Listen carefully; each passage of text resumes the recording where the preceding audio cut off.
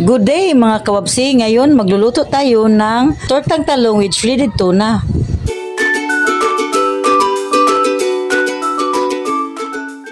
At ito po ang ating mga ingredients. Pakuluan muna natin ang ating talong mga kababsi. Ilang minuto lang po ito para maluto siya.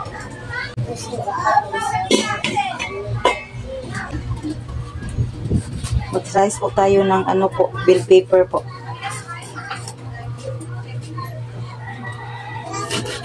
Maliit lang hiwa.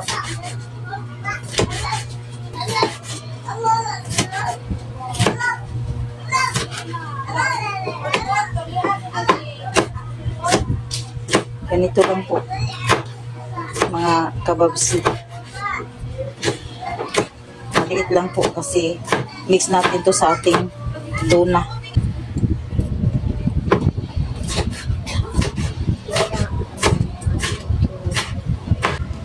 Sa hindi pa po nakasubscribe ng aming channel, subscribe na po kayo para updated kayo sa aming mga video. At ito naman yung rib natin, rib chan. Mayroong bell pepper ka sa bahay, pwede rin kahit ano po. Sa magbigay ng kulay ng ating nilutong ulam. Pwede rin yung red bell pepper po. Maliit lang hiwa. Ganito lang. Maraming salamat po sa lahat ng mga subscriber namin. Maghiwa naman tayo mga kababsi ng onion. Hiwain lang natin ng pino-pino mga kababsi. Para sa ating tuna kasi yung tuna natin shredded ka pino po yun. Kaya pinuhin po din natin yung ating onions. Pasensya na po kayo sa Tagalog ko kasi Bisaya ako. Kaya ganito ako mag-Tagalog.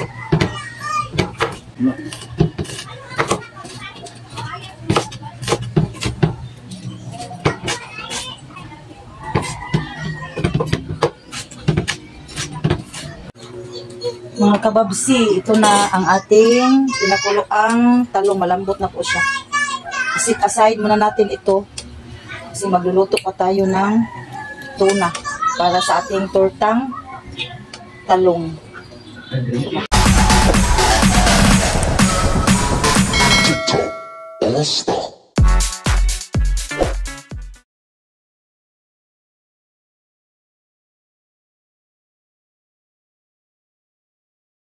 Ngayon, mag-isa tayo ng sibuyas. Tuin muna natin mga kababsi. Nagbibigay ng aroma, bango sa ating nilulutong tuna. Napakasarap at mura po ito. Malaking savings po itong niluluto namin. Kasi sa inyong mga anak, pamilya po.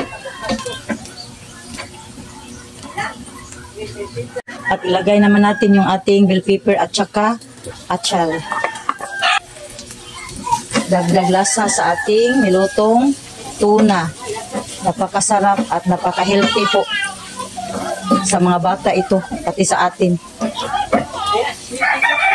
Sa hindi pa po nakasubscribe, subscribe na po kayo. Pinutin nila po yung notification bell para updated kayo palagi sa aming mga nilutong ulam. At ngayon mga kababsi, ilagay natin natin shredded tuna. Kahit anong tuna gusto nyo po, pwede.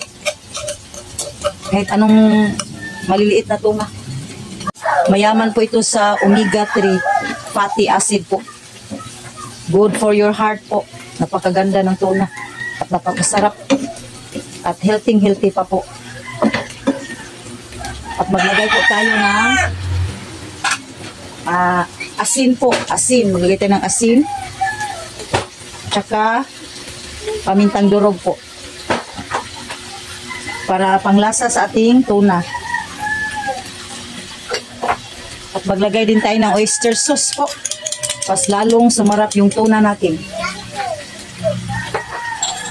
Tsaka maglagay tayo ng sesame oil. Para sumarap ang ating tuna.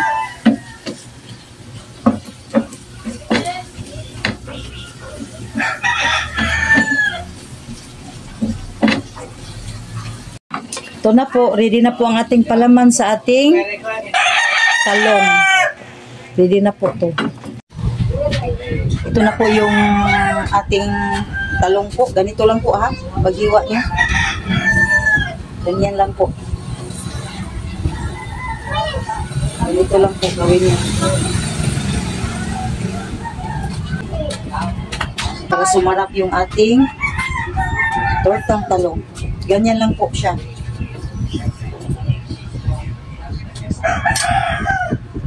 Mura lang po at napaka-healthy po ng talong. Ganito lang paghiwa po. Parang malagyan mo yung loob ng talong ng ano. I-mash nyo lang dito sa para bubuka yung talong. Mash nyo lang ganyan. Okay na yan.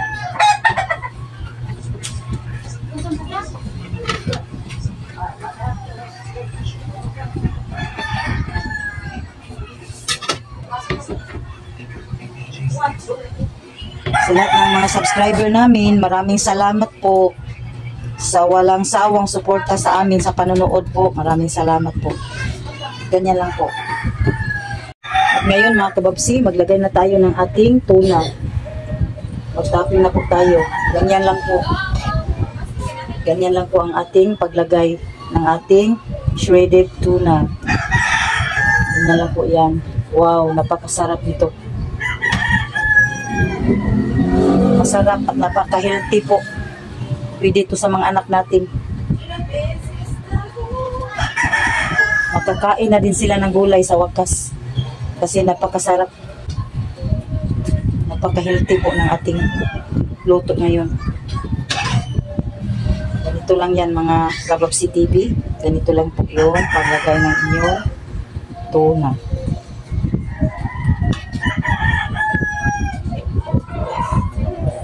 Isit aside muna natin ito mga kababsi para lagyan natin ng itlog. At ngayon po, mag-ano tayo ng itlog, batil tayo ng itlog para sa ating torta. Dito lang po yan.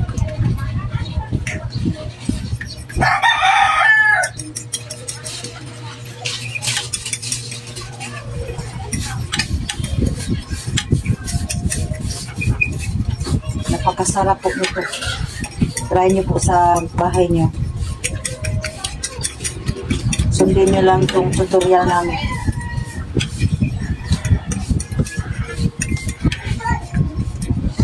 Ganito lang po yan. Kunin nyo yan. Ilagay nyo po dito sa ganyan po.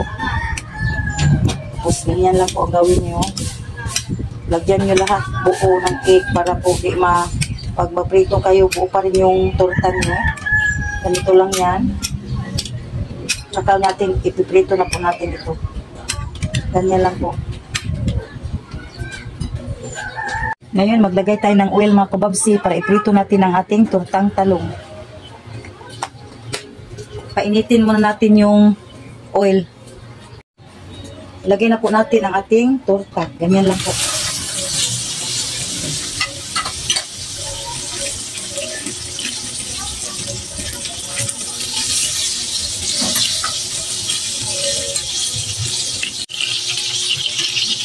Ganyan lang po, napakadali lang po lutuin ang tortang talong. Masustansya at masarap po siya. Ganyan lang po.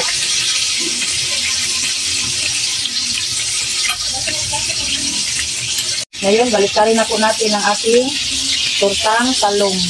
Ganito lang po.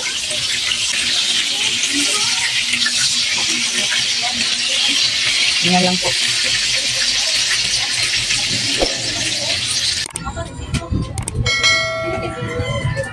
Ito na po ang ating tortang talong which ready to na. Kain tayo!